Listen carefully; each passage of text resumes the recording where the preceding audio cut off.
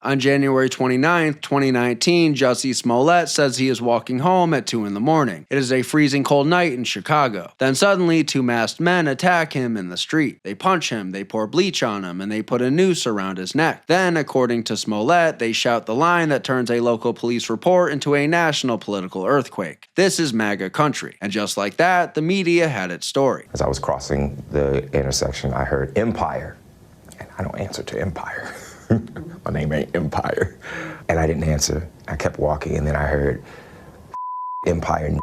So I turned around and I said, did you just say to me? And I see the attacker masked. And he said, this MAGA country.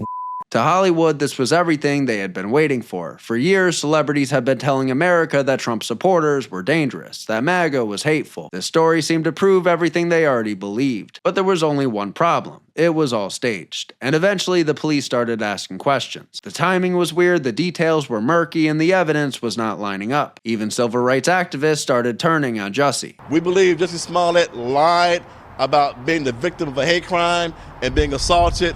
And for us, it's a slap in the face. For Smollett to say that he was a victim of racism and hate crime, and we believe that is a lie, certainly is an injustice to those true victims of racism and hate crime. Come February 21st, 2019, the Chicago police said Smollett had staged the whole thing. Smollett attempted to gain attention by sending a false letter that relied on racial, homophobic, and political language.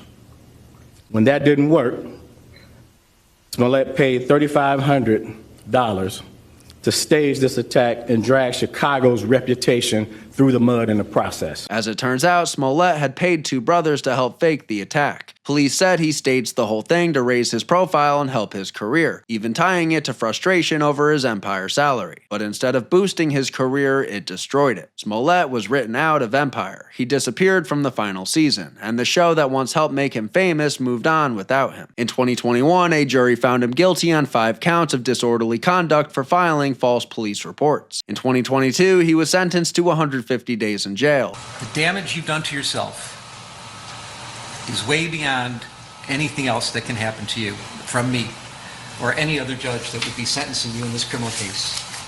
You are now a permanently convicted felon. You've become toxic in your own workplace. Your very name has become an adverb for lying.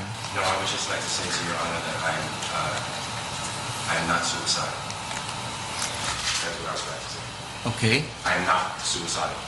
Okay. I am not suicidal. And in an honestly not shocking turn of events, in 2024, his conviction was overturned on a technicality. This is the state of Illinois after all. But even after the conviction was overturned, the reputation damage did not disappear. The story was too big. Jussie Smollett tried to turn Trump supporters into the villains of his career-defining story. Instead, the story became his career-ending scandal.